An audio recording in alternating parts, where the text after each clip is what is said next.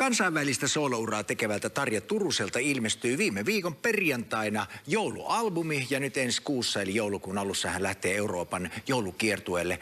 Harvinaista herkkua myös Suomelle, eli Turunen tulee myös Suomeen 4 kirkkokonserttikeikalle. Ja meillä on nyt suora yhteys suoraan Espanjaan. Oikein hyvää huomenta, Tarja Turunen. No hyvää huomenta Suomi. Terveiset Andalusiasta. Oi, ihanaa jotenkin tuommoiset pirskahtelevat terveiset. Huomaa, että tuo valon määrä saattaa olla vähän toinen kuin meillä täällä pimeyden keskellä. Kerro Tarja alkuun, että minkälaisessa säässä siellä Espanjassa saa tällä hetkellä nauttia? No tänäänkin ehkä mittari nousee yli 20, että kyllähän tämä on ihan siis käsittämätön talvi ollut meille, että eilen oli ihan mystinen koko Espanjan lankesi usva, koko Espanjaan. Se oli ihan jotain ihan kuin olisi jossain kauhuleffassa kävellyt täällä kadulla. Koko päivän oli täysin usvainen päivä, mutta tämä aurinko ja valo pallo taivaalla päivittäin. On tämä aika ihan. Meilläkin pitäisi Suomessa nyt olla ainakin tämän viikonlopun hyvä keli, niin nautitaan siitä, mutta pikkusen kylmempää. Siis todella uusin joulualbumi Dark Christmas ilmestyi viime viikolla. Minkälainen albumi kyseessä? No ei ole kyse mistään synkistelystä, vaikka nyt titteli sanoikin Dark Christmas, että hyvin elokuvamaailmallisesta levystä on kyse. Ja hyvin Suomi on ollut tämän albumin inspiroiva tekijä, Suomen luonto ja tietysti tämä pimeä vuoden aika kyllä. Mutta tämä albumi, siellähän soivaa ja pauhaa hyvin tunnettuja kansainvälisiä kappaleita tällä kertaa. Myös mun oma yksi sävellys, Dark Christmas, mutta sovitukset on äärimmäisen eri tavalla tehty ja ne on todellakin aika Halloween-elokuvaa, Tim Burton kind of. ja aivan ihana, mä pääsen pian kiertueelle tämän albumin myötä. Mutta tämä ei kuitenkaan ole sun ensimmäinen joululevy. Jos miettii artistina ja miksei ihmisenä muutenkin, mikä merkitys joululla on? Oli se sitten kyse bisnesnäkökulmasta tai sinulle ihmisenä?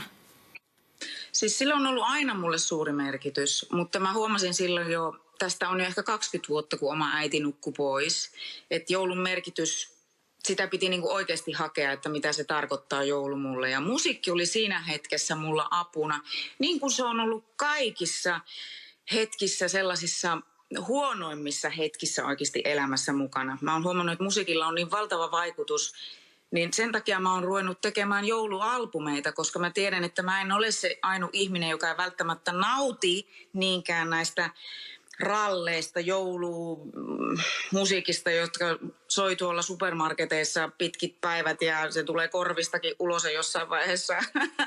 Mutta että mä halusin tehdä versioita, jotka oikeasti ihmiset pystyisivät nauttimaan musiikista, koska musiikilla on terapeuttinen merkitys.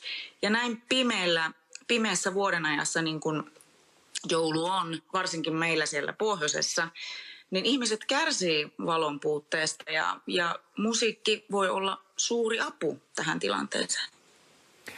Jokaisesta näistä albumin biiseistä on tehty myöskin musavideot ja sitten tulee vielä elokuvakin. Aika massiivinen paketti.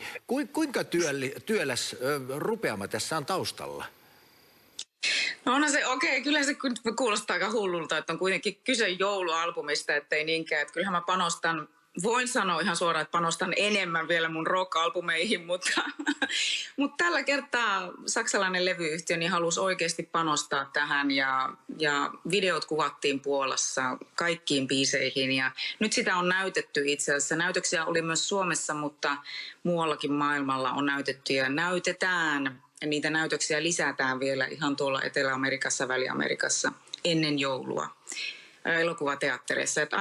Musta on ollut kyllä ihan mieletöntä, että leffafirmat, ylipäätänsä elokuvateatterit lähti tekemään tätä mun kanssa, koska en mä nyt hirveän montaa artistia tiedä, jotka olisi esittäneet joulualbumiansa elokuvateattereissa.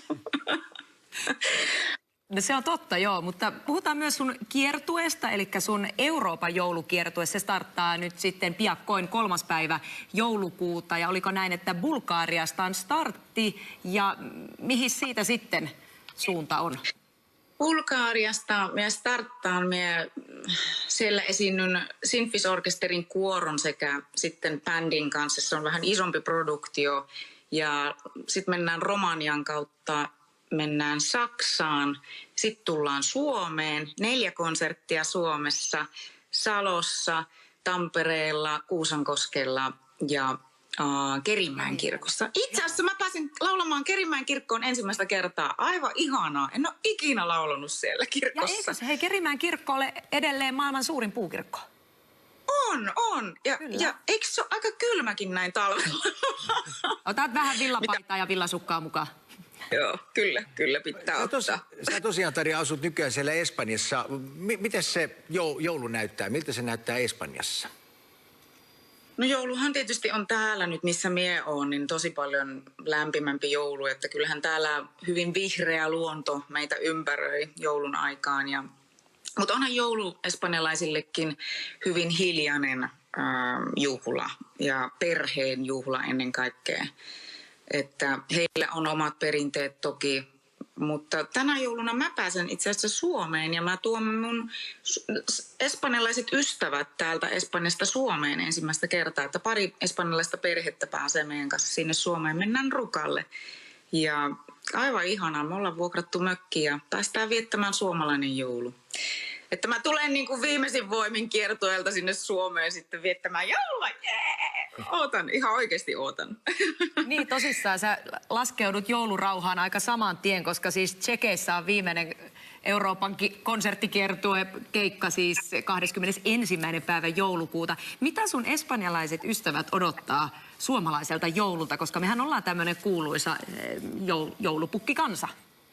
No näin on. Että kyllä he varmasti odottavat paljon lunta ja pakkasta ja ehkä sitä pimeyttäkin vähän silleen jo vähän niin kuin ennalta pelkäävät. Mä sanon, että mitä hittoa, että eihän nyt sitä pimeyttä tarvitse pelätä, että kyllä se valo sieltäkin pilkahtelee ihan varmasti niinä päivinä, mutta että he odottavat, että pääsevät hiihtämään Suomessa, pääsevät ehkä käymään avannossa Suomessa.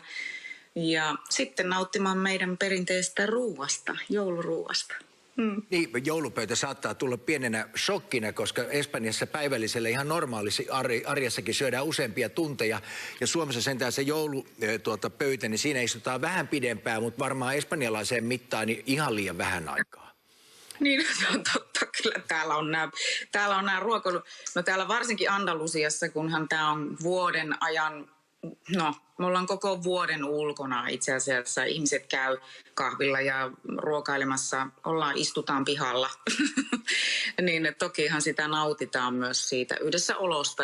Ja mä kyllä nautin siitä oikeasti suunnattomasti, että pystyy menemään tuonne pihalle ulos. Vuoden aika on sitten mikä tahansa. Suuret kiitokset, Tarja, ja oikein paljon onnea nyt tulevalle joulukiertueelle. Kiitos paljon. Nähdään pian. Kiitos. Kaikkea hyvää. Kiitos samoin. Me jatketaan hevahtavissa tunnelmissa, nimittäin meille tulee laulaja basisti Teräsbetonibändistä Jarkko